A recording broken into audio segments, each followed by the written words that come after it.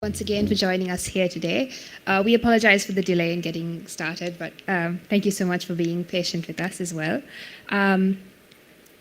First of all, it is with great pleasure that we welcome you all here today to Advocata Institute's very first Fireside conversation, Institutions Matter, Driving Forces of Economic Growth, with the World Bank's Global Director for Governance, Arturo Herrera Gutiérrez, and the Chair of the Advocata Institute, Murtaza Jafferjee. This conversation aims to delve into the critical issue of governance and reforms which affect us all, seeking to shed light on the challenges and opportunities in institutional development. To jump right in, I would like to introduce our guest speaker for today, Arturo Herrera Gutiérrez, the Global Director for Governance at the World Bank. He is vastly experienced in the area of governance as both a practitioner and an academic. A former Secretary of Finance and Public Credit to the Mexican government, Mr. Herrera was also part of the World Bank from 2010 to 2018, during which he held various positions. He has also taught both monetary and banking and macro and microeconomics at El Colegio de Mexico and New York University, where he has also completed his doctoral studies in economics. Mr. Herrera, I now invite you to join us on stage to provide some insights on governance and reforms.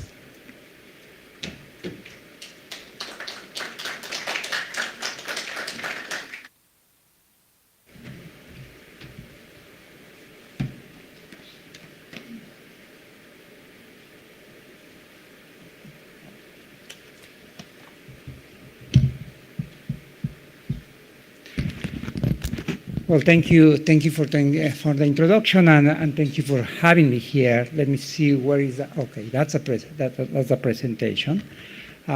It's an honor to be here with you. As it was mentioned in the introduction, I have a very, I would say, singular experience. I was in the government many years ago, then went to work for the World Bank and learn a little bit more of an experience of what the international institutions were doing, then went back to my country, and I worked as a deputy finance minister, then finance minister, and as I mentioned it, I was actually a member of the board of governors of the central bank in Mexico. Then I come back to the World Bank.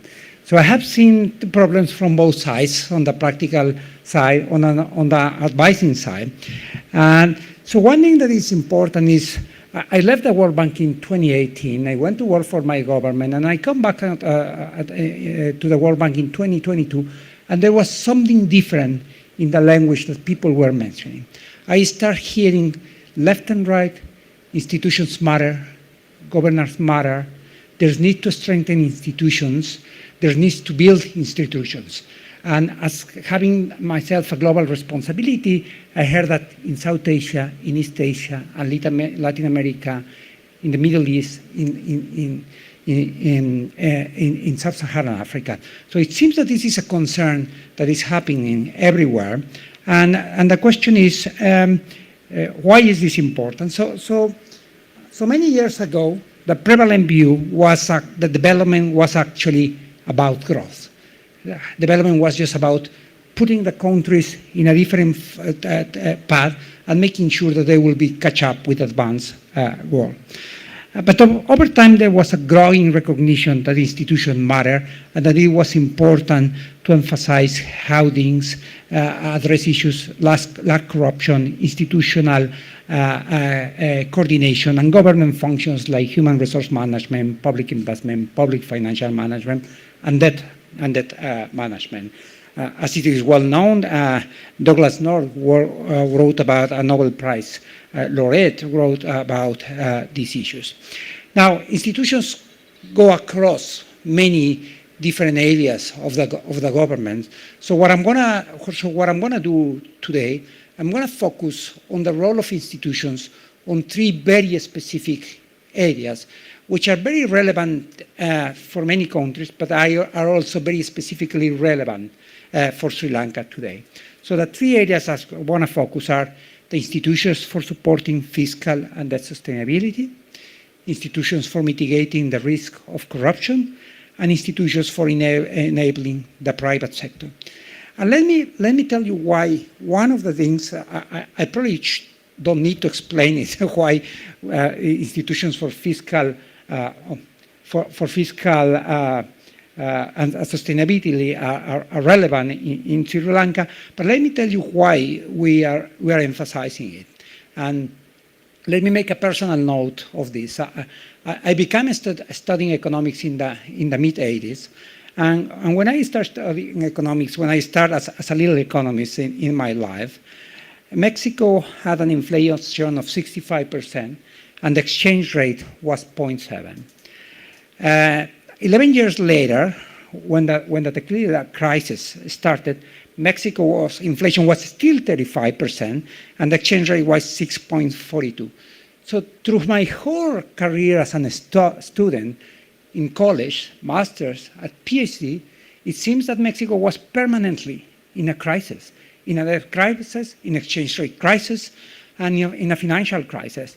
So actually, there was very little other things that we studied at that time as economists, but actually how to address a crisis.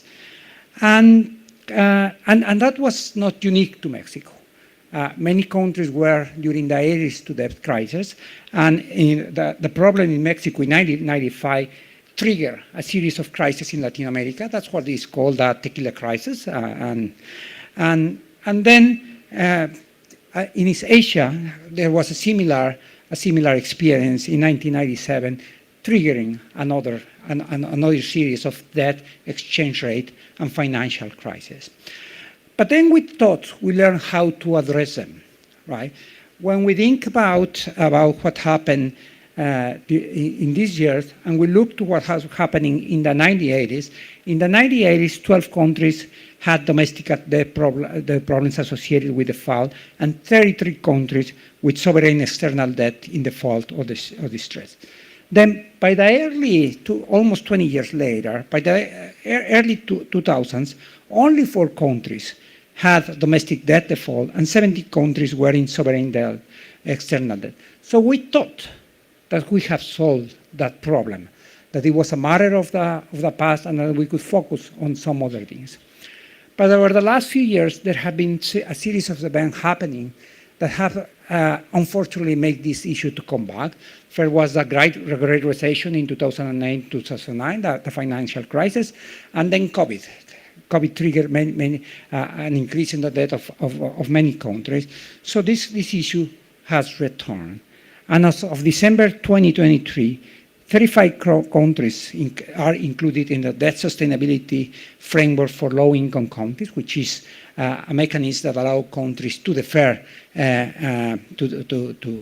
payment. So the issues related with debt and sustainability and fiscal sustainability are back. If we see this map, you will see the percentage of countries which are indebted. Now, there's something very important. The debt over GDP ratio is just a proxy for the capacity of a government to fulfill their financial liabilities.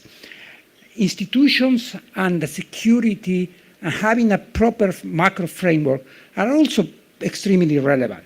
So if we look to this table, we will see on the first column a series of countries: Brazil, Indonesia, Japan, then the debt over GDP ratio, and finally the interest rate paid by those countries.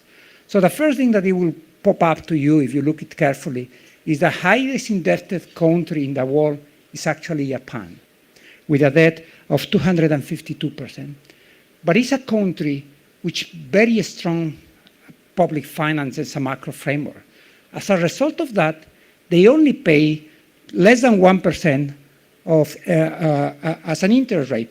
So a country like Japan with 252 debt over GDP ratio, they only pay a little bit around 2% of interest rates in GDP. Now, on the other hand, a country like Brazil, with an 84% debt, much smaller than Japan, but with an interest rate of 11%, they pay probably 4 times as much as Japan in terms of interest rate. So the debt over GDP is important, but the way in which a country runs its finances is relevant to make sure that they are in a sustainable path. And when that happens, the lenders, the bondholders, the banks trust in a country, and as a result of that, they tend to charge lower interest rates. Okay, so let me tell you why is this important. Now, that doesn't mean that debt is necessarily bad, and that doesn't mean that cannot be managed through time. But there has to be some consistency to time about it. So let me try to illustrate this with an example. So the deficit, which is just expenditures minus revenue, that's what any country have in their budget minus what collect, they have actually to finance it. So this is equivalent of a change in debt, which is the debt after that period minus the other one. So now, what does that mean? That part is the part that needs to be financed. But let me give you an example. Let's imagine a country, let's call it country A, and they imagine that they have a debt of 100, right? And let's now also assume that this country is growing at 6% per year. Now, does that mean if this country has a debt over GDP too big, that they cannot raise debt? Yes, they still could raise debt. If this country were to increase their debt by 5%, given that that denominator is growing faster, by still having a deficit of about 5%, they would still reduce the debt over GDP ratio. So this is the kind of exercise that needs to run to check out what a country needs to do in the following years. So still could increase the debt to 105, and the debt over GDP is going to be smaller. So that, let's assume that this country was over-indebted. So that helps us to trace a path. Let's assuming that the proper debt over GDP that this country should have is 50%. So that helps us to trace a path to how to reach that over time in an orderly manner. And in any particular year, that difference is what is going to be done in the level. Now, so the technical issues are relatively easy, but the question is how to guarantee in an operative way that this is happening, how to impose discipline within a Ministry of Finance to make sure that this has happened. And I'm talking for experience, right? So let's try to look to who are the characters in this play. So what is important is first to think about the institutional setup to control debt and to ensure fiscal sustainability. So who are the cast?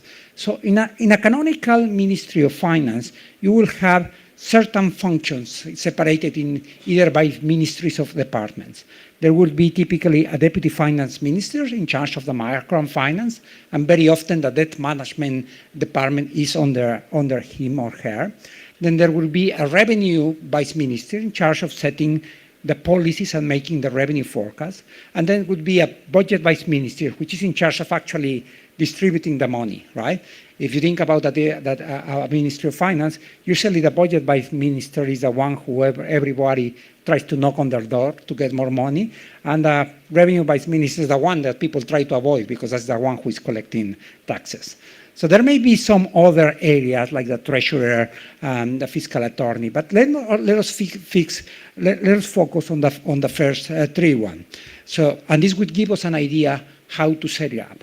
So, as I said, the budget preparation should start by determining what is the proper debt that a country could take in a responsible manner in 1 year. So who comes with that is typically the chief economists, which do a debt sustainability analysis and determine the size of the deficit that a country could have in any given year. Then the second step is also the chief economist determining what are the macro projections. So they determine how much is this country gonna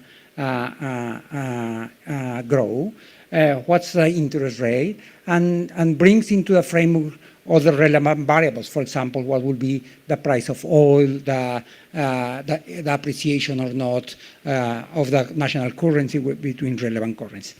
And very important, this is the first institutional arrangement. They provide this macro framework to the tax policy unit. In order to forecast the revenues, it's important to know how much a country is going to grow, because depending how much it's going to grow, it depends how much revenue taxes are going to be collected in value-added taxes or corporate income taxes.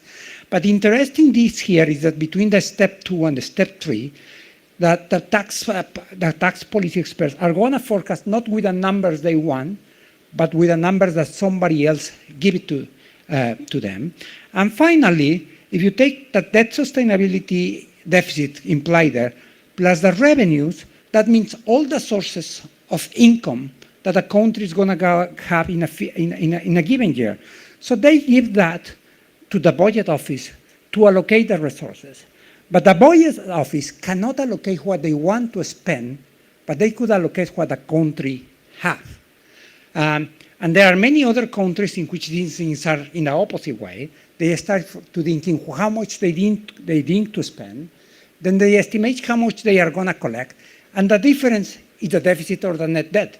And if that is not in line with the sustainability path, that country may get themselves into a path of increasing debt.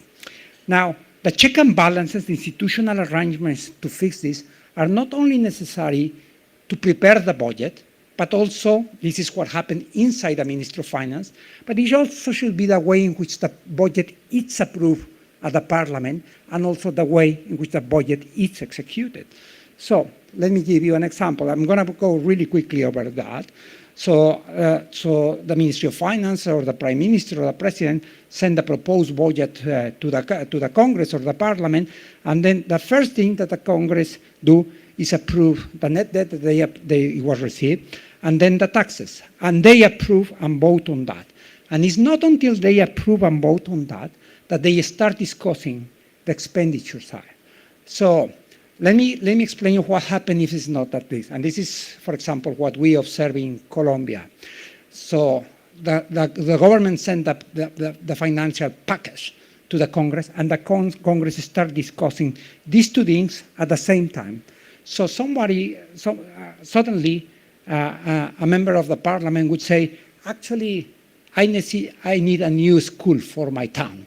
So I need a budget allocation for that. And they would say, well, there's no money. Well, why don't we raise the expected taxes that are going to be collected?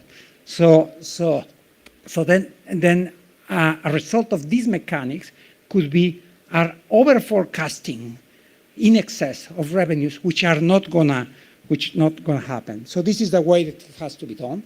It's approved first, the income side, and it's approved later, the budget side, and that avoids getting into some sort of conflict of interest at the Congress level.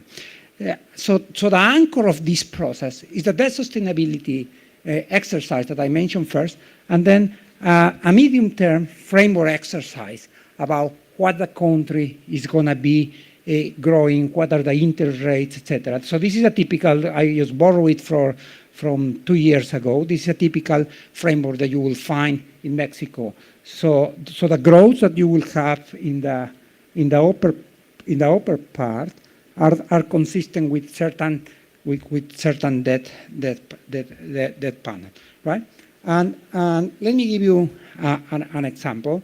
So again, this is what the example I was giving, but the increase in $105 in $5 million, whatever, in terms of debt, doesn't mean that that's the only thing that the country needs to contract. For example, if this country has 20 million in loans due, so the debt is going to be reduced from 100 to 80, and then they still have an authorization to contract 5, so they will need to raise 25 million in the financial markets. So the credibility is very important for a country in order to be able to raise money in the financial markets. Now, it's very important that there's discipline in the process, and let me give you an example how this process could be broken.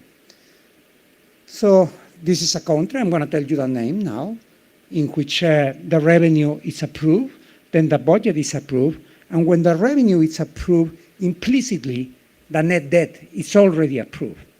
But then the Congress said, actually, I'm going to explicitly approve in a second process an authorization to increase and go and contract that debt. And then it creates a problem with what was already approved and what needs to be approved. And that country is not a developing country. That's actually what happened in the US. And that's what you may have seen in the news, when despite the fact that they have a budget approved, there's a negotiation with a Congress that could actually paralyze the government. So in order to guarantee that there's a proper management, we have a tool at the bank which is called the PIFA, the Public Expenditure and Financial and Accountability Program, in which we identify several institutional mechanisms to control the public's finance. One of them, this one, is the one about related to public, to manage the debt. Let me show you what are the comparisons across different regions. So the last region is South Asia, the South Asia region, the region to which Sri Lanka belongs. The light color purple or lilac is a debt management variable. So the debt management variable is so important that it's a variable that performs better across all regions.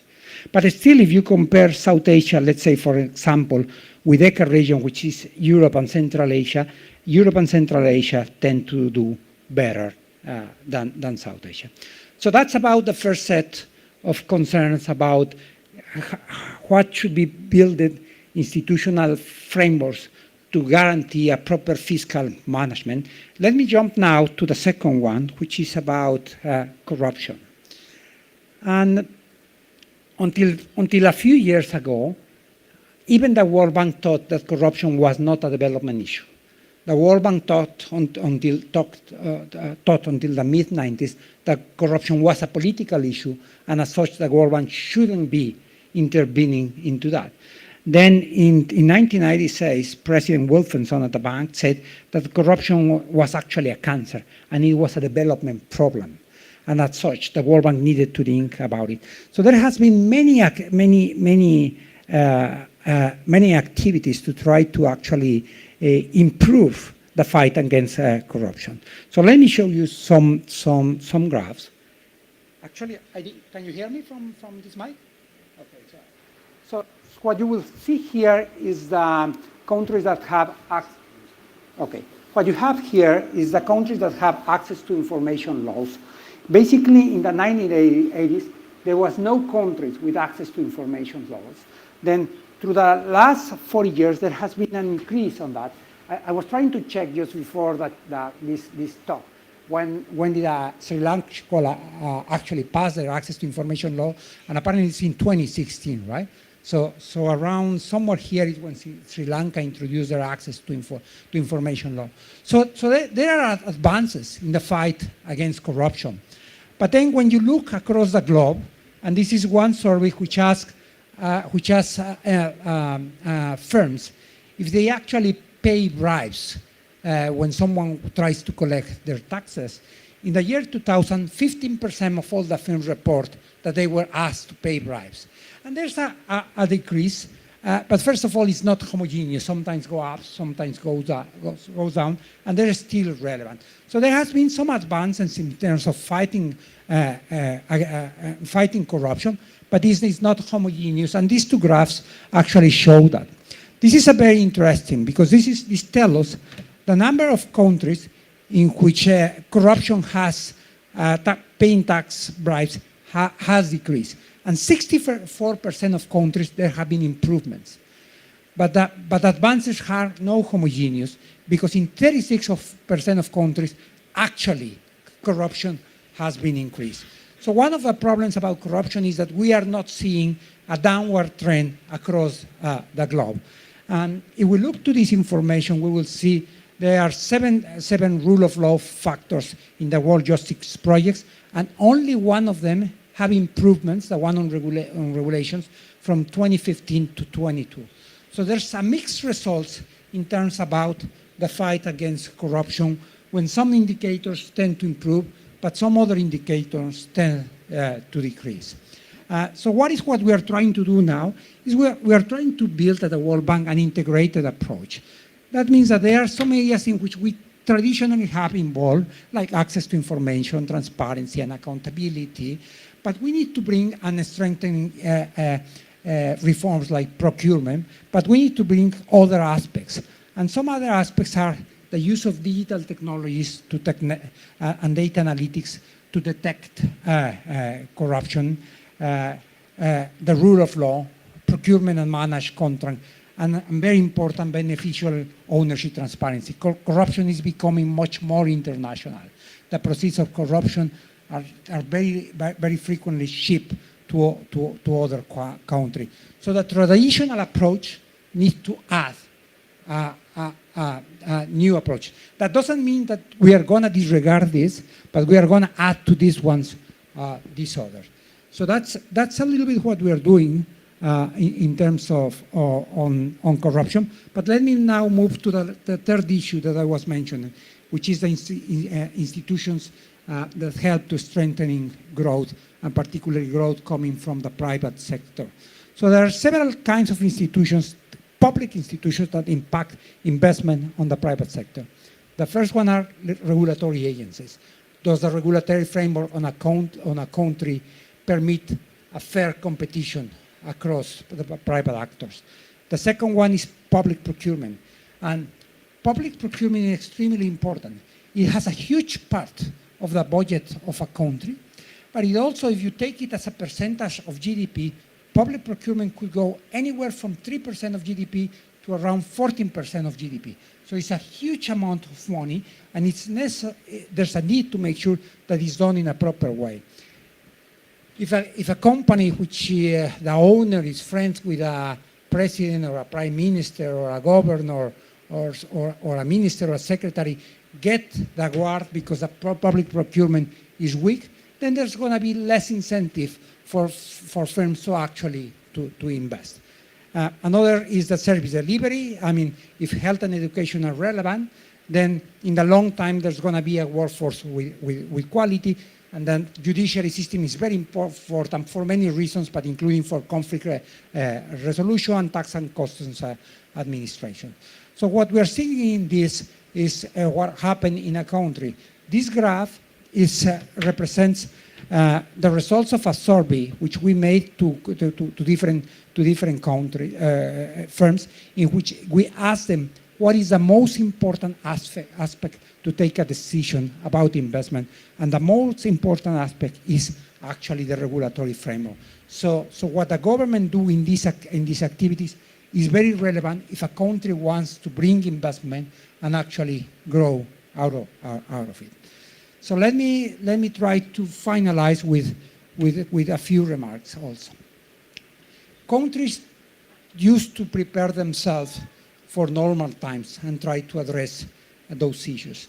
And I'll remember a few years ago when Joseph Stiglitz, which you may know, is a Nobel Prize winner, but it was also many years ago he was a vice president of research at the World Bank.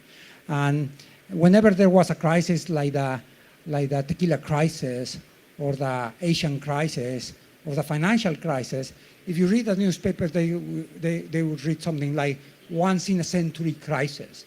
So he said, it seems that once in a century crisis happens every 10 years. So we need to start prepared with an environment in which crises are inherent to what we do. So let me just think. In 2019, there was a trade conflict between the US and China, and most estimates assume that the world lost around $750 billion in terms of that conflict. 1 year later, there was, and that's around the size of the Swiss economy. 1 year later, we all got hit by COVID, and the response, which was to try to isolate citizens, have a huge impact in the economy. In my own country, the GDP reduced by 8.25%. That was the worst recession, or the worst recession since the Great Depression. I think in Sri Lanka was a little bit of 7%, slightly better than Mexico, very, very bad. But then after COVID, you got a rising inflation and debt. Then we have the Russian invasion on Ukraine, which increased the price of corn, grains, and oil. And then you have rising inflation and coup d'etats in Niger, in Gabon, in Burkina Faso. So we are living in an environment which is much more prone to crisis. So the institutions and the governments need to prepare not only to manage properly in normal times, but need to create the appropriate buffers for a world which is becoming very uncertain. So advanced economy has the luxury of just dealing with it anytime that this crisis comes. Developing countries like ours need to actually build buffers before. So thank you very much.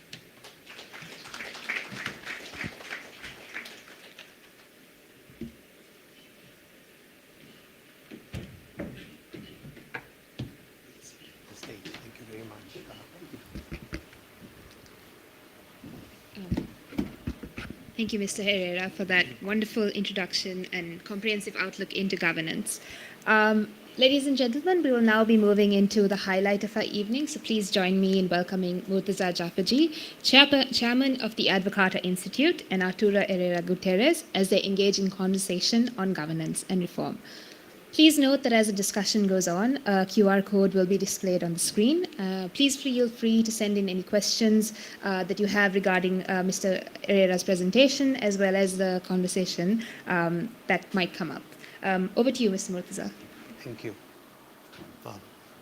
Just outside your hotel, we had a protest movement in Sri Lanka 2 years ago called the Aragalaya. It was called the Struggle.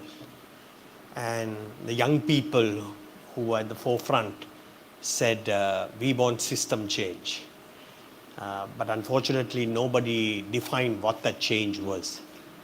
So we are in the midst of a presidential election which will come up somewhere in October of this year. And there's a lot of confusion of the right kind of changes that need to be done. Because there's nothing fundamentally wrong with our Sri Lankan genes. Our people do quite okay when they go overseas. Some of them really excel. Something is not working within our system that is leading to these crises. So Advocata wanted to create a number of discussions basically with regard to this system change and what exactly we need to do. I don't know whether you are aware that Sri Lanka was the first country in Asia that requested the IMF to do a IMF governance diagnostic on the country. And they have issued a report, 130-page report, which tackles some of these issues. So we are having a forum on the 18th of May to discuss this. And hopefully towards the end of June, entire session on discussion of how to grow, especially through productivity. So your visit to Sri Lanka was very timely, and that is why we organized today's event. You touched on many interesting topics that I would like to explore, and then we will also leave time for the audience to ask questions. So if I may start off with, so that the audience can connect a little bit better with you, how did you get involved in politics? Well, first of all, I'm not sure if I ever got involved in politics. So I have clear, I would say, ideology, right? So I'm not sure how familiar you are with these issues, but Latin America is one of the regions with the worst in income inequality.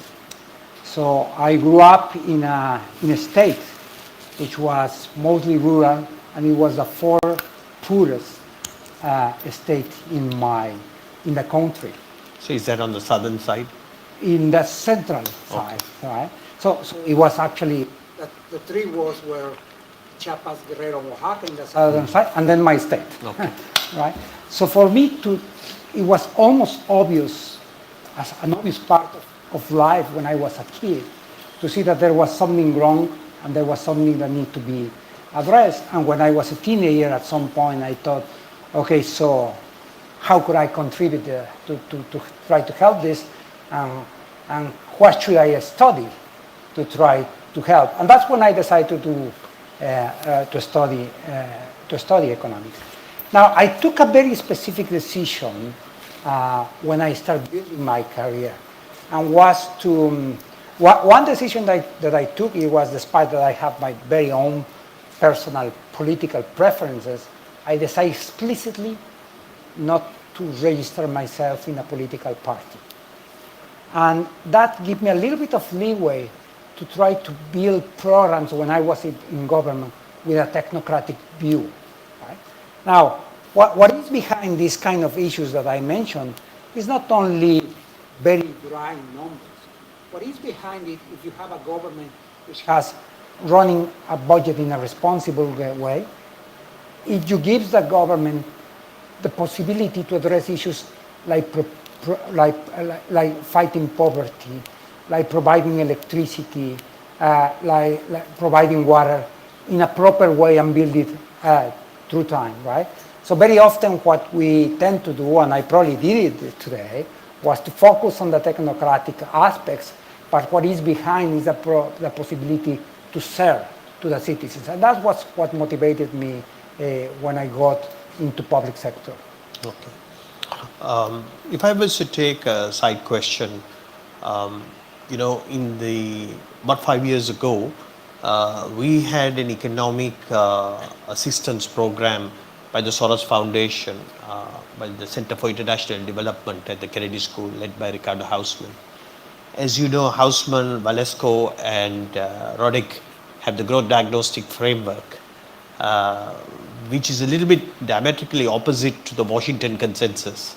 Some of the things that you spoke about was about really building the institutions, but they argue that developing countries don't have the wherewithal to do everything, so to focus on what they call the binding constraints. What's your thoughts on that? So first of all, I have to say Andres Velasco was my professor in NYU, so I feel very close. To him. What I think we need to do, and this is something in which we really focus, is to recognize that the developing world is very heterogeneous. So you may have some kind of reforms that work in Brazil and Poland and Romania, but those are different kind of reforms that are going to work in Haiti or in Bolivia or in Jordan, and those indeed are different than the kind of reforms that are going to work in Burkina Faso or in Burundi, right? So what we need to do is to tailor the reforms to the capacity and the institutional capacity that has a country, and then understand that some of these things are going to take time, right? So there are some reforms that actually help countries to turn around in a relatively short time. So I know you are under an IMF program, and I know that there's already talks that there may come another IMF program. And my country went, when I was a student, under an IMF program. We have a huge debt crisis in 1995. We need to receive assistance from the IMF. This is the tequila crisis. Yeah. Actually, it was not sufficient, the IMF. So the US Treasury actually have to come with money. The World Bank, everybody, right? It was a very deep crisis. But we start fixing the house. And five years later, by the year 2000, we actually paid back the last dollar to the IMF, and we haven't had a program since then, right? So there's a way out, and it took us 5 years, and we have to keep building through that. In 1995, in the private sector, we won't be able to get a loan for more than a week, right? Now Mexico could issue bonds for 50 years, for 100 years. We have issued those kind of bonds, and it means that the markets believe that the public sector in Mexico is sustainable for many decades, coming. Most of the debt that Mexico raises is from the private sector. But it's also interesting to think because people always think about the bank of the World Bank or the IMF and think that these are institutions we have big pockets. First of all, they are not that big. But when you raise the money from the private sector and you sell a bond and somebody is buying it, very often it's a pension fund. Which behind have teachers, nurses, doctors, which are saving their money in their own country for the long term. So it's a double commitment, not only for your country, but also to fulfill a promise to repay for someone who is saving for when they became elderly. So Arturo, in preparation for our discussion today, I did read the Article 4 report of the IMF on Mexico, and they are commending you for your debt at 55% of GDP, although you have a little bit of high real interest rates. But interestingly, there was a chart there that the banks own very little of your debt. In Sri Lanka, the banks own very little of your debt, Mexico's debt.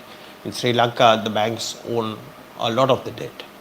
How is that possible? If the banks don't own your debt, who is owning your debt? It's the bond market, right? Right. So if you go back to 1982, when my graphics started, the debt of Mexico was actually owned by private banks, commercial banks, and foreign banks, right? So that means that the debt was, first of all, in dollars, right? And that's okay, and the interest rate was variable, and that's okay as long as there's no devaluation and the interest rate don't go up. And that's exactly what happened in 1982. We learned a little bit, and by 1995, our debt was a little bit with the commercial banks, some in bonds, but it was mostly in dollars again.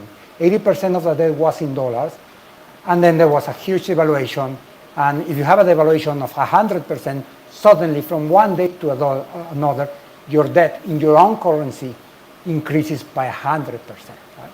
So what we learned?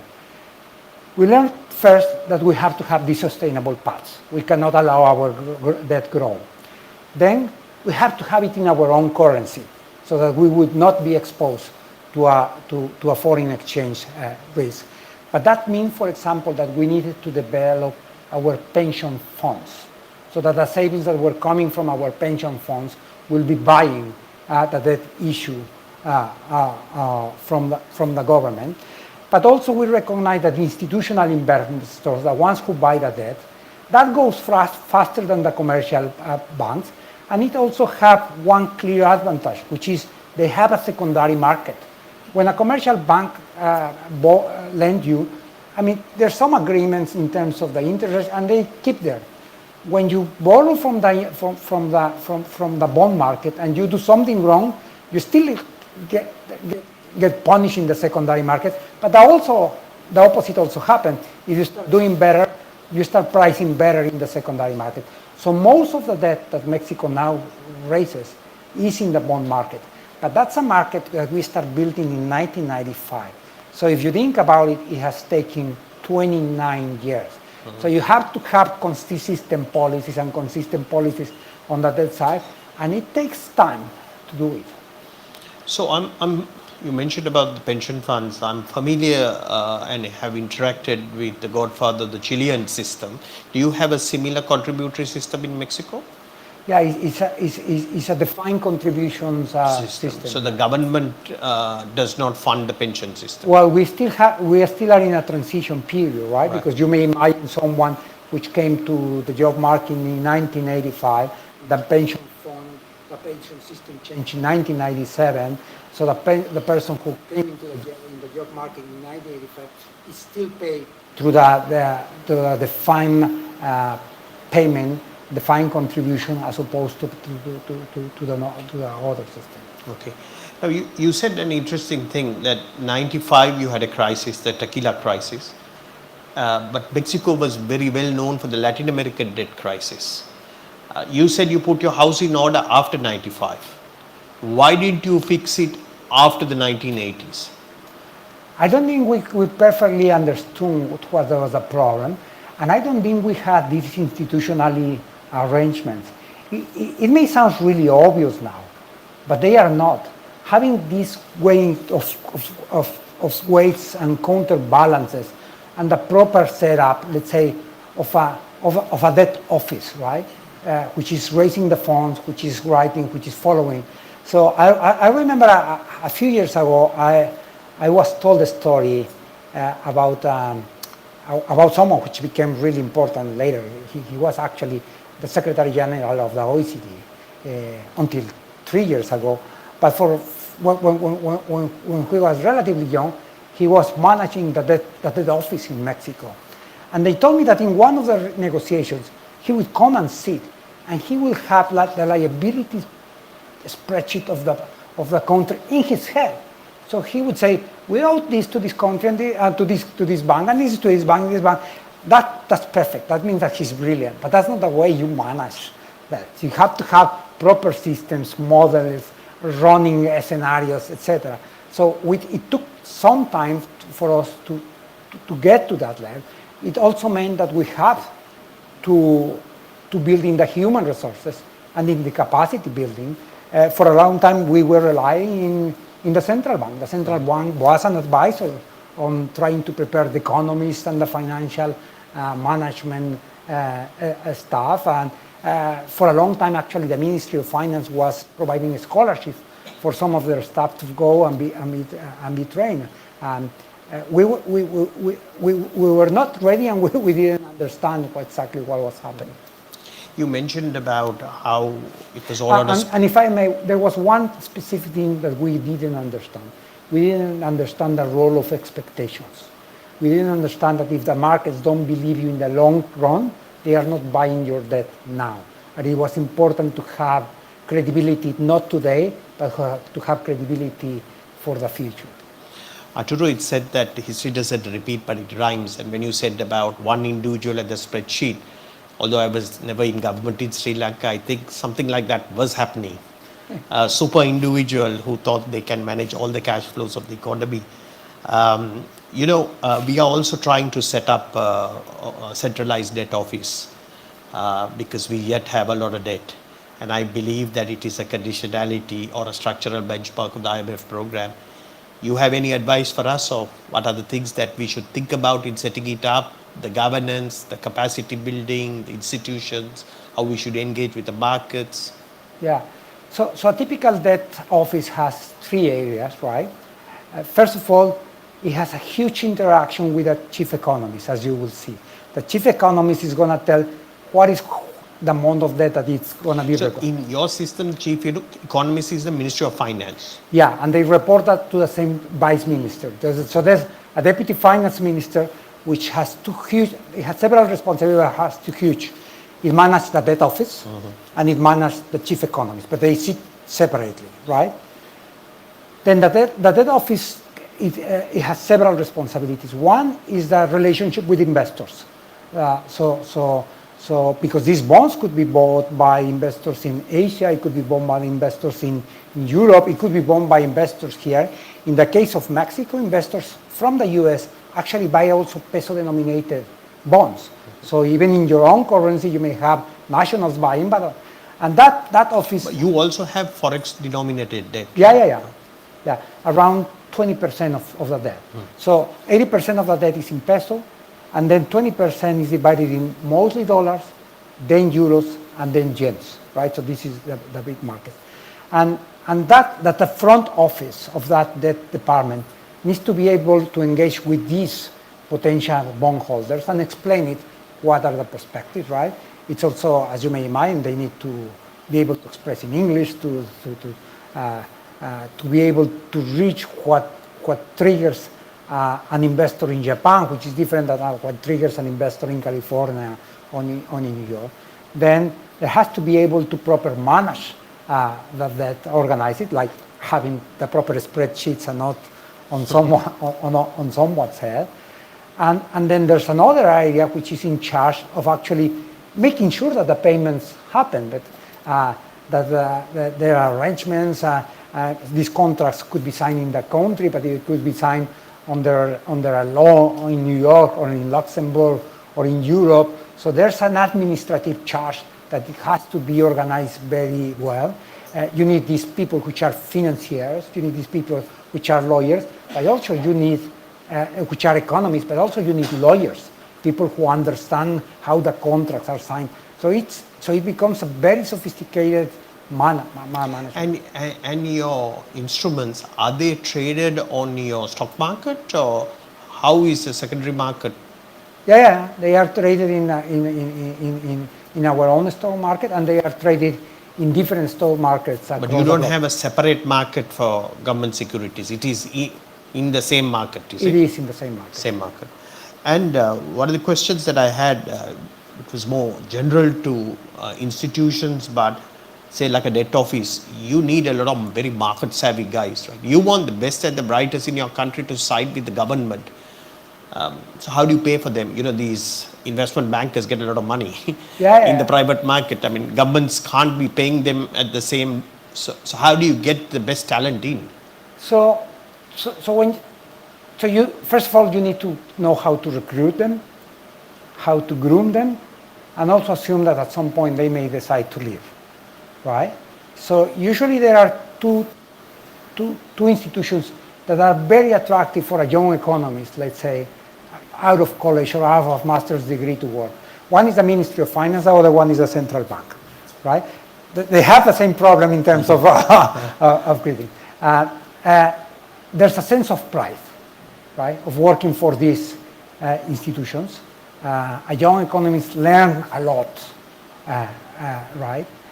There's also needs to be a little bit of an interest to serve your nation, right? But we have seen people who, I'm not going to, so I have seen someone which started working on debt management, young in his career, moved to the money desk of Pemex, right? Because a state-owned enterprise could have also very sophisticated liability management, moved back to the Ministry of Finance, was the head of the debt department, then actually became the deputy finance minister. Now, that position is very close to be political, so you cannot expect to remain there forever. So at some point, he left that position after, 20 years career, and he went to New York. He worked for one of the largest, if not the largest, money fund manager in New York, right?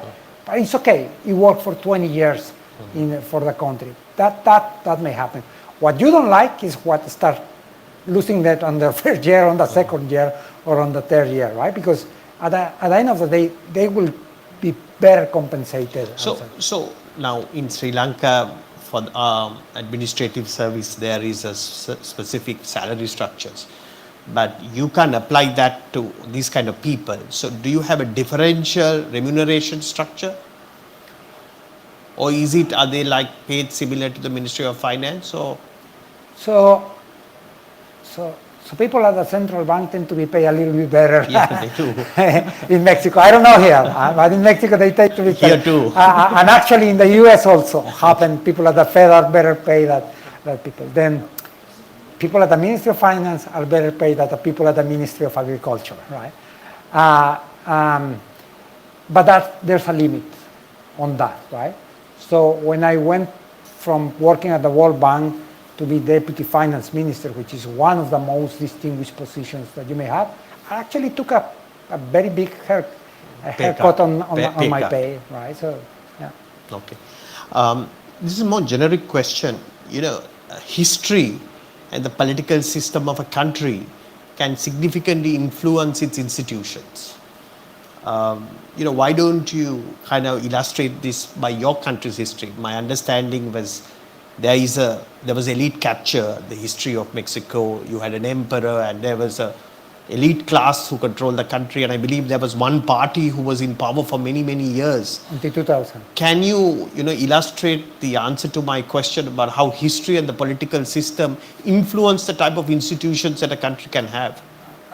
No, it's critical, right? And it was only when I moved to the World Bank and I started looking a broader view that I started understanding the specifics about my country, right? So my country is a federal country, where I thought, okay, all countries are federal, right? So we actually used to refer to the government or the federal government, right? We assume. Then when you look to Latin America, only Brazil, Mexico, and Argentina are actually federal countries. Most of the rest of the countries are unitary countries, right? So there are several historical patterns that are very relevant for a country. One relevant is who was a country who colonized you, right? So we were colonized by Spain. So we have an administrative tradition, Germanic Bourbonic. So you were colonized by the British. So you have a Westminster tradition. So that's why you have a parliament, which is much more stronger than our Congress in Mexico.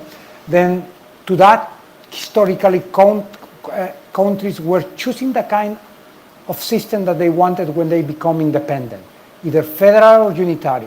So Mexico took a decision to be federal in the 19th century, and that sets you on a specific path. And one different tradition is also if a country that have to side finance and planning together or separate. We have finance and planning together, which I think is the case in Sri Lanka, and that put different types of conditions. So you have a president, right? You have the executive is the president, and the Congress is like a parliament. Right? Yeah. So you said about how to do budgeting correctly. I believe that in Sri Lanka we do the appropriations first. We get parliament to approve spending, and then figure out how we are going to pay for that. But what you are advocating is the reverse, basically, that first decide how much of revenue that you can collect, and then decide how much of debt service payments you have, and then decide how much you have to spend.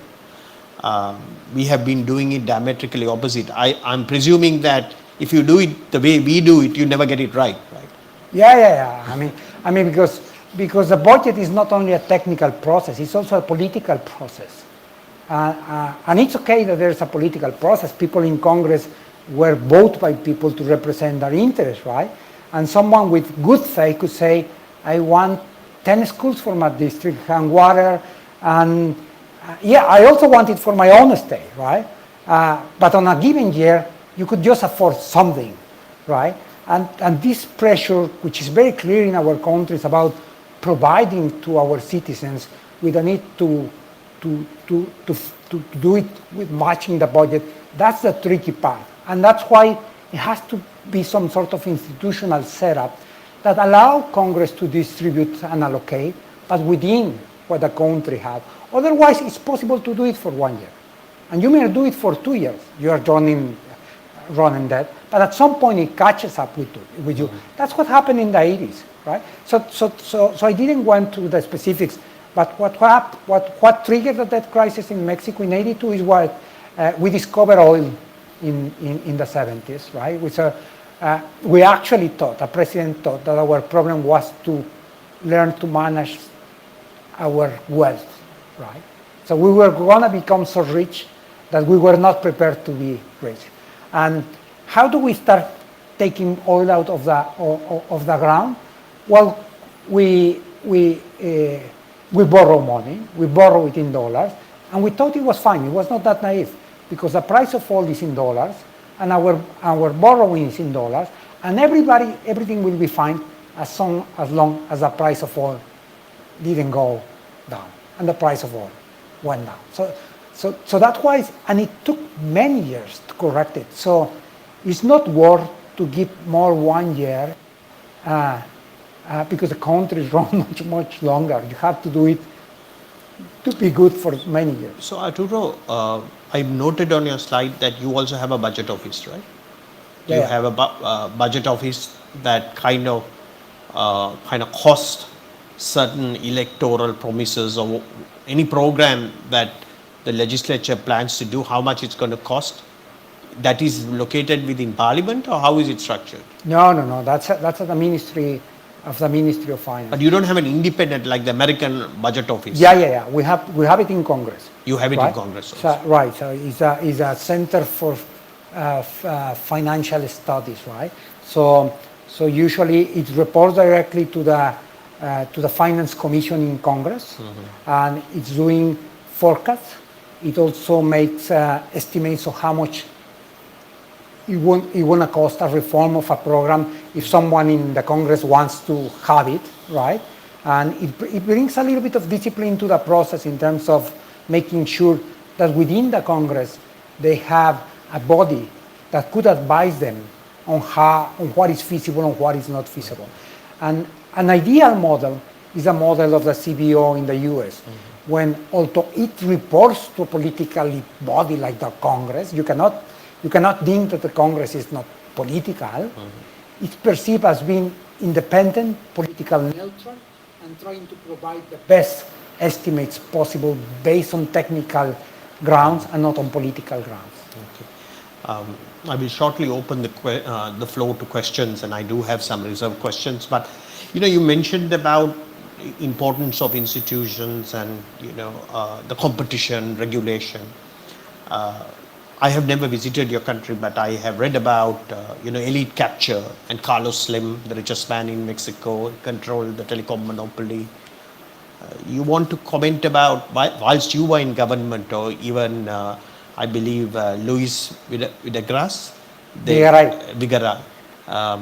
he tried to reform the system where they were trying to bring in more competition, etc. Did it get a lot of traction? He got a little bit. And actually, it's a very interesting example of what you mentioned, because Luis passed a series of reforms, right? And some of those reforms, they are relevant by themselves. So if you change the regulatory framework for some sector properly, then it's about getting the proper investment. But some reforms actually use the first step. They actually need to be implemented. And that's where very often developing countries miss the point. It's not sufficient to pass a law. You actually have to have the proper department, the proper institutionally, and the proper capacity to implement those kind of laws. Does your country have an issue with election financing and the corruption that goes with it? Sure, but there's a way in which we try to address it, right? So the way we try to address it is there's public financing for the parties. Okay. Right? So giving money privately, it's just you could do it in a very minuscule way.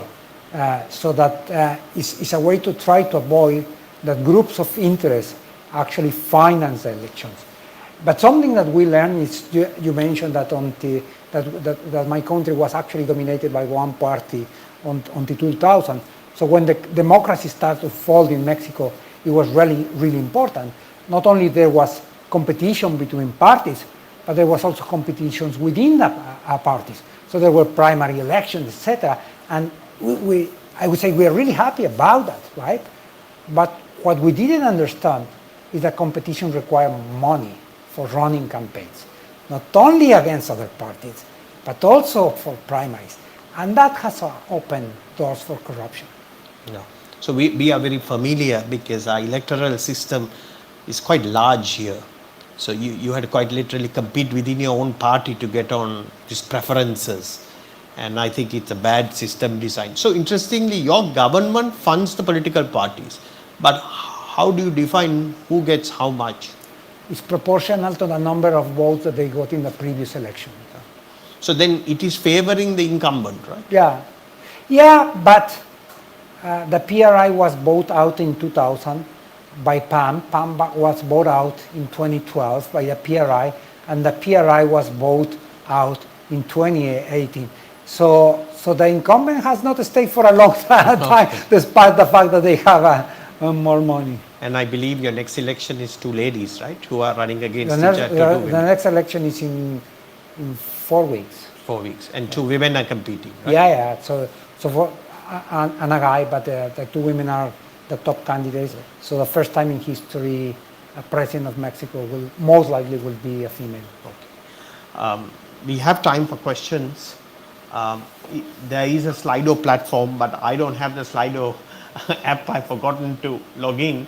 Is there anybody in the audience who'd like to ask a question, or Akila, if there is anything that is coming on the system? Yes, Governor.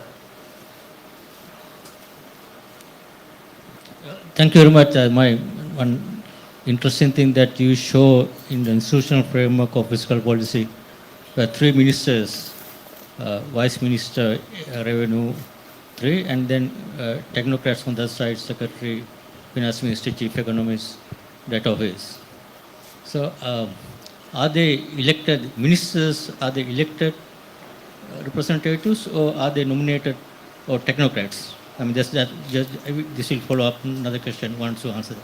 Yeah, it's actually, as he actually pointed out, countries define the way they work based in historical traditions.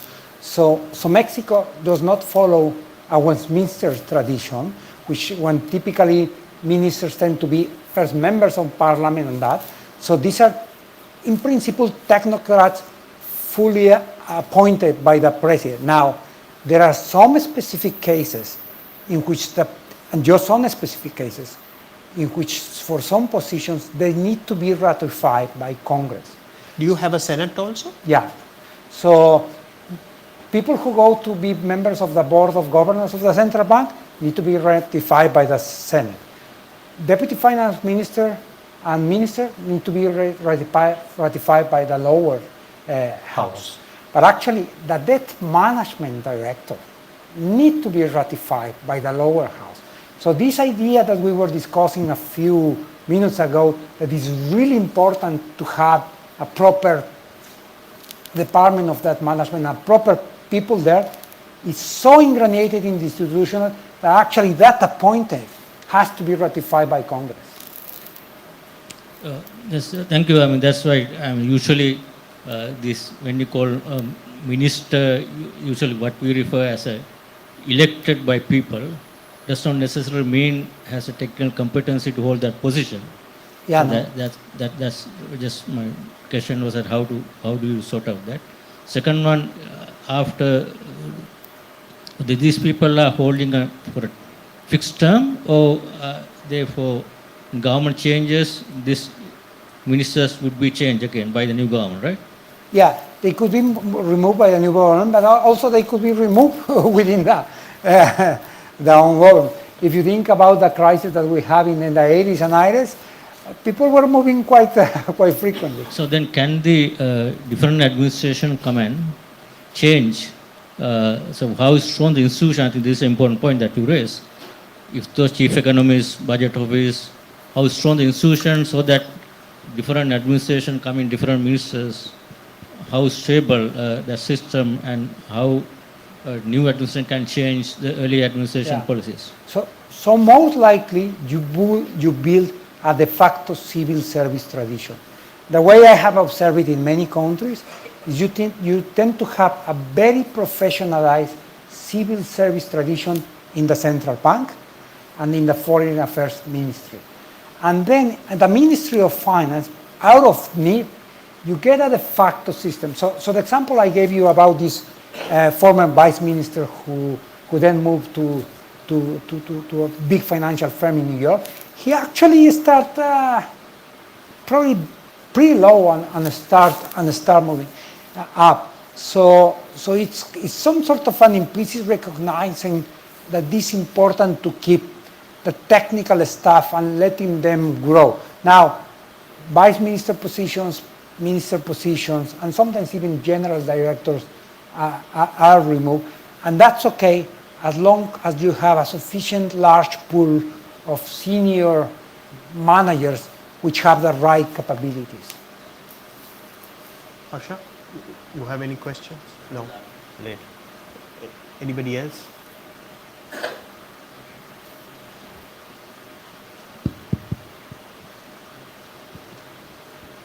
What are your thoughts on green debt, like the downsides and the upsides, compared Green to debt, environmental Yeah, debt, yeah. green debt. compared to traditional debts? Yeah. So actually, when I was Minister of Finance, we issued a first sustainable bond for Mexico, and now after I left, it was euro denominated, and now they have been using it. And so there are, I would say, three aspects that I would like to mention about it. First of all, if it's green or not green, it's still debt. You still have to pay it, right? So that doesn't mean that it's manna coming out from Heaven. It has to fit your debt sustainability path, right? Now, it signals one direction of a government, which is trying to take care of the environment and invest on the environment. Because one of the arrangements of a green bond is that the proceeds needs to go to environmental issues or to adaptation issues or to mitigation issues. And that in the budget, because you saw we started, in the budget means that you need to start making reallocations in the budget and start, rather than investing, I would say, in oil, you have to start investing in green energy. The second point is that it's a recognition that we are way delayed in terms of facing our climate change challenges, and we have to do it. But the third one is that in the old days, these bondholders that I was meaning were kind of anonymous, right? So there was a firm in New York or in LA or in Frankfurt, and they were just trying to get the best possible return and with the highest possible return with the lowest possible risk, right? Now what you see is that the people from which they are managing that money actually have a voice. So when I was in a roadshow raising money for Mexico, I remember a couple of meetings in Frankfurt and Munich, and the asset managers we were sitting for we were managing hundreds, if not thousands of millions of dollars, but it was on behalf of pension funds of the teachers. And the teachers had a view on the world they want to build. A mandate. They want to build a world which is more environmental friendly. And they told to the money managers, well, you cannot buy any kind of bond. You have to start investing in bonds which are going to take care of our world. So it's not, so first point is a green bond is still a bond. It may be green, but it's a bond. So you have to pay it. Second one, it has certain commitments in terms of allocations. And the third one is because of these pressures from the ultimate principles of that, the world is starting to move in that direction. So you better start to accommodate. Is it cheaper? Well, that's a question that everybody asks, right? First, it's segmented. So there are some markets which only invest on this one. And very often they could be cheaper, right? But they also could be oversubscribed, because a country, and Sri Lanka went over this situation a few years ago. I don't know about the specifics today, or I don't want to comment about the specifics today. Sometimes countries, it's not a matter of pricing, it's a matter of liquidity. Do you have access to a market or not? And this gives you a completely different door in a different market. There was somebody, yes, Harsha. He's, Harsha, you have met. I just arrived 2 days ago, but I have met many people. Most of the people, right. You said after 95, after 2000 you paid back IMF and you never went there again. And similar story with India in 1991. You also wore a political hat at one point. How did you convince the people of Mexico? Right? How did the government convince the people of Mexico that these reforms were absolutely essential for Mexico to really get out of the crisis and sort of get back on a sustainable, inclusive growth path? Actually, I think we did a pretty poor job on that, right? We were not able to translate the technocratic discourse in terms that the people could actually understood it. So we were over-indebted. So we have to correct our revenue side. And one of the main correction was actually to increase the rate on the value-added taxes, right? I still remember the photograph of the Congress voting to increase the value-added tax, which was an extremely brave decision and very responsible. The president of the Congress in 1995, he still have a name on people's mind.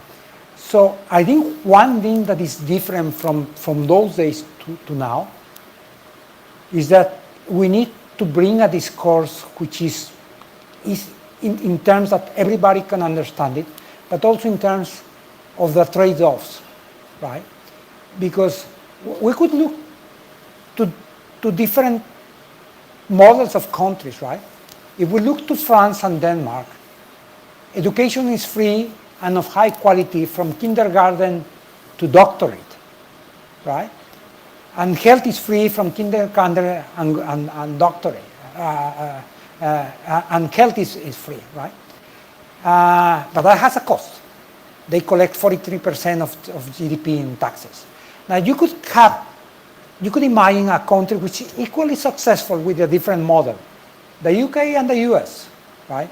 The US decided to have a much lower taxation than Denmark, but the education costs a lot if you want to go to a good university, and you better have insurance if you so this reflects, no contract is better than the other one, but this reflects the social contract of a country. What does a country want to do? And I think if you ask people in Denmark, they would say, I want to be taxed high, but I want these services. If you ask too many people in the US, they say, no, I don't want to be taxed high. They actually have a sort of anti-government features, but then it's much more costly. But this trade-off needs to be made public when you face a nation. You say, we could aspire to have that, but it will require everybody to do their part, or not. But then we will be growing at these rates. Education will be a different quality between private and public sector. There will be less mobility, and that needs to be made transparent. And this is something that we just recently are understanding. Even central banks have changed the way in which they communicate.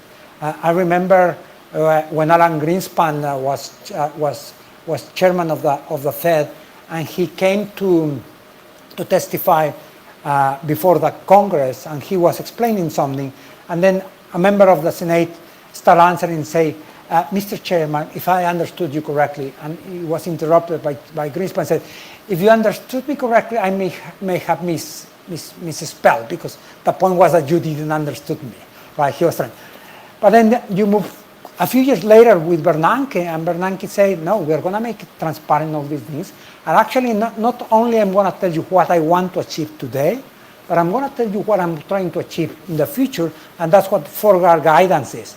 So there has been a shift in which policy is being done from something that was kept very close to the chest of the technocrats to recognizing that needs to be transparent with the citizens or with the markets. We would like to know what were the reforms that were executed in Mexico. I think one was increase of taxes, then many other things that we can take a course. And the other thing, did the reforms or anything cut down on the expenses of the government? Because what happens in Sri Lanka is they increase their salaries, their perks. Even I think in Netherlands, Switzerland, the Prime Minister or the President rides a bike. But here our people go on BMWs, Benzes with entourage, with a capacity of vehicles. Their petrol consumption might be very high. So I think we got the things- question. He's asking on the expenditure side. And the institutions. Yeah, what are the other kind of reforms? Reforms, So, yes. so the other reforms was an antitrust commission, independent commission. Antitrust. The other reform was a pension reform. Right. The establishment of a telecommunications commission to adjudicate competition issues, but also when the country was auctioning a spectrum for TV or for radio to do it on the independence of the central bank was very important. Independence of the electoral commission, right? And then, yeah, when we were living on all these crises, actually it was about reducing the salaries, right? And yes, government officials tend to think very high of themselves, right? And I have been on that seat. So So before I became minister, it was a tradition that they have a security detail and a military detail, right? So they took out the military detail from me, and I felt okay. And now that was after I live in Washington, and in Washington I was riding a bike, right?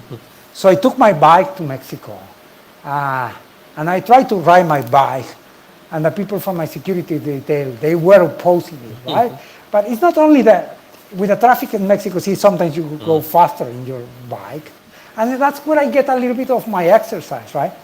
So at some point I say, okay, I have a second bike. If you want to come with me, you come with me, but you have to ride a bike. And I'll finish this story with something very interesting. One time I was about to cross the main road in Mexico City, which is Insurgentes is called. And I was in my bike with my helmet, so I have to wear a helmet, right?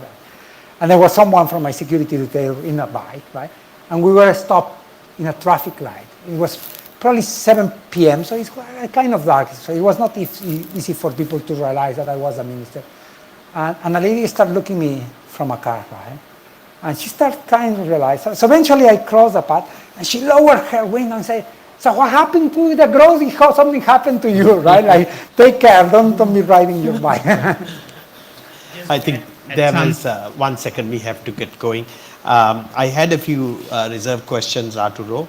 I also, with regard to these questions about reform, I have happened to have sat with Luis Degare previously, and I learned from him that you have enormous number of trade treaties, right? Free trade, and Mexico espouses free trade. You don't have a lot of tariff protection. Like most countries, you have free trade agreements with. Was it always the case historically? No. Historically, if basically you look to every country and go back to the 19th century, the main source of revenue and taxation for a country were taxes on trade. Taxes on import and sometimes taxes on exports. And to move to a free trade model, you actually have to reduce those taxes. But that also means that not only that you are doing something on the trade policy, but actually you have to do something on the revenue policy, because you have to substitute the sources of income that are not coming from them. But also you need to understand that it's not about just signing a treaty, right? You have to adhere to certain competitive laws. You cannot subsidize goods because that's dumping. You have to understand that you require more efficient customs because goods are going to be coming and going at a faster pace. Was there resistance from within when you had to do trade reform? Yeah, huge. So the vested interests, I mean, the local industrialists would have opposed, right? Sure, but also the parties. Political parties. Yeah, but you have seen now parties moving from all the spectrum, and no party has advocated to... So the political discourse is not about protectionism. It may have been at a time. But your neighbor is talking about that. Not anymore. Your neighbor in America is talking about more and more protection. Yeah. I mean, that's surprising. Not only that he was in the U.S., but also that he was coming from the Republican Party. Because if you may have think that one party may have been a little bit more protectionist, it would have been the Democrats and not the Republicans. So I just have two quick questions. Sri Lanka has misallocated a lot of capital in infrastructure. And the IMF had a report called Well Spent, how strong infrastructure governance can invest in public investment. And I believe the IMF did a report on Mexico during 2019. Were you in power then? Yeah, I was. You were. Probably had read that report. And I do understand there was a big furor about this big airport that was going to be built in Mexico City, and that was cancelled, and the existing government is building this Maya train. Can you illustrate exactly what the IMF said and how you managed that part? Yeah. Okay, so it's very interesting because first of all, you have to remind that we paid the last dollar to the IMF in 2000. So we have a different relationship that Sri Lanka Okay. with the IMF. Okay. We don't need to listen to them. So they actually have a hard time getting an appointment. So I remember once I was in Congress and they told me, those policies that the Washington Consensus Institution are trying to impose, I told them, they don't. We don't owe to the IMF, we don't owe to the World Bank. As I say, we owe to the bondholders, right? So we don't actually entertain that conversation with them. Nevertheless, the issue was very important. First of all, I think the problem with infrastructure in Mexico is not about that airport or not. The problem with infrastructure in Mexico is that we have a very low public investment as percentage of GDP. We have one of the lowest in Latin America. And we have been taking care of the fiscal, but now means that if we have to increase the public investment, we have to increase tax collection. Right? And you get about 3% of GDP from oil, right? Around 4% of GDP from oil. But we only invest 3% of GDP in public investment. And countries may be in 6, 7% of GDP. Overall investment is around 21% of GDP. So it means that the rest is invested by the private sector. So we better be in good terms with the private sector because they invest 7 times more than the public sector. So with regard to the infrastructure, so the Mexican government doesn't take the lead in public infrastructure. So do you do it through public-private partnerships, or how is it done? So there's a mix, right? So there's a mix of joint ventures in Pemex. There's a mix of PPPs. Some of the PPPs proved to be not well designed, and actually they stain a little bit that. Also, you may know, it touches Mexico very little, but the biggest scandals on corruption 10 years ago in Latin America were related to infrastructure, to other. It was in Brazil, it was in Dominican Republic, it was in Peru, it was in Argentina, it was even in Angola. And some of them were related to PPPs, right? So the mechanism, I think, is very important, but it got a little bit stained in Latin America. And my final question to you, we will have time for 1 or 2 questions from the audience, is do you think think tanks have a role in improving governance in a country and influencing policy? They do, but they have to be very clear about who's their audience.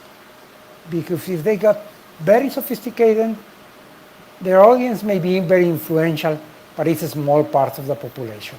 They should make an effort also to translate that sophisticated dialogue. This is with regard to aspirations, enactment, and the follow-up action. How does it work in Mexico? Because in Sri Lanka, you see a lot of delays in, we aspire, we enact very late, 5, 6 years, maybe 10 years late. Then even the follow-up action, especially regard revenue generation, customs, inland revenue, there's very little action on collecting implementation. dues. How does it His work? question was about the reform and your views on Sri Lanka. That's about the anti-corruption framework, Yeah. and he's about implementation. So this is actually related to this one, and you just have to keep in mind that I arrived to Sri Lanka on Tuesday. Okay, so I'm going to give you a very deep knowledge answer about it. No, but I think the series of reforms that have been proposed or on the table, either by the government or with the IMF, they go in the right direction. But the question is how that you're going to implement it, which brings me to this issue. And it's not sufficient. I'll give you an example that we have been discussing in many countries. For corruption issues, one of the things that you need to have is a beneficial ownership registry, right? And many countries are establishing a beneficial ownership registry. But that's not sufficient. You just create an office by a decree. You actually know how that office should work, right? So in my view, part of the challenge will be on how to actually implement those reforms. And that's probably where institutions like the World Bank, we should be focusing. It's not only that the right reforms need to be there, we need to make sure that we help you if you require our help, to implement it properly. And now that brings me back to your question. Government, the traditions in governments is to operate in silos, right? So the tax administration unit operates and try to be careful with certain kind of corruption, the one to allows to evade taxes. But then the procurement agency tries to operate with a different kind of corruption, there's bribing to get a contract. And then the anti-money laundering agency deals with a different kind of issues. But all that information that is generated in each of these agencies is government operation and need to be shared and to have a holistic view in a responsible way, because you don't want also the tax information be dangling around. So there has to be systems that tell how to share it. There has to be systems, for example, in Mexico, the tax administration system, which allow to check if you have paid your taxes, right? And somebody comes and checks in the system, that's fine, that's required. But it leaves the name of who access your information. So if your information is leaked, they know who's responsible. So it's not only about working on that, but it requires a set of institutional firewalls to make sure that it's going to be done in a responsible way. And we have been working in I'm not going to talk about it, but in very successful examples that identify corruption patterns using all the information that the government has. The three that I mentioned, but also public registry, commercial registry, to know when a firm that is bidding for a contract of $100 million, if that firm was founded a month ago, there's something suspicious, right? By definition, they have no experience. So, although we are out of time, I just wanted to put in a last question. I mean, many of these questions that have been asked in your presentation, the game changer now is digital. All these things can be linked, etc., and it's a lot easier to act, to find out wrongdoings, and also to act as a deterrent and remove the human element. Can you comment a little bit about your country and your finance ministry's maturity in terms of its IT system, whether you had a lot of up-to-date information, do you have like an enterprise system, do you have a lot of information to make decisions, was it evidence-based? Yeah, I mean the gold standard is probably Korea, right? Korea, yeah. Gold standard. Yeah, so they have the best IFMI system to manage budget, they have the best system to manage procurement, the best digital system, right? They probably are a little bit too good because now they start relying on the system. The system is a tool, right? It doesn't substitute. So the right mix is to develop a digital system, but be clear about what you want to do. Don't develop a digital system just for the sake of it. The second point is that governments and citizens and researchers have a wealth of information that was not available many years ago. So when people do analysis of now taxpayers' behaviors, they have literally millions of observations, right? So you could do econometric analysis which are much more robust than what we're doing now. But that requires actually to understand that data is important, and understanding data is relevant. So that brings, so for example, going back to tax administrations 40 years ago used to be basically filed by accountants and lawyers, right? So now you tend to have departments which have econometricians, mathematicians, data scientists. So this kind of shifting is necessary. Thank you very much. I just want to leave you with a factoid. I don't know whether you had the opportunity to taste a lot of Sri Lankan food. It's quite spicy, a lot of chilies. But chilies are not endemic to Sri Lanka. It's not indigenous to Sri Lanka. I think the Portuguese brought it from your country. Yeah. And it's part and parcel of our cuisine now. But I don't know whether you're aware that Sri Lanka is very famous for cinnamon. And most of our cinnamon goes to your country. Yeah. What do you do with it? Well, I was telling Till today, right? So among other things, we put it in rice pudding. Rice pudding. Yeah, and I have it clear in my mind because my wife doesn't like it. Okay. She doesn't want her rice pudding with cinnamon. I like it. So we bought it from Sri Lanka. Thank you. It's been a pleasure. Thank you very much for coming today. Thank you.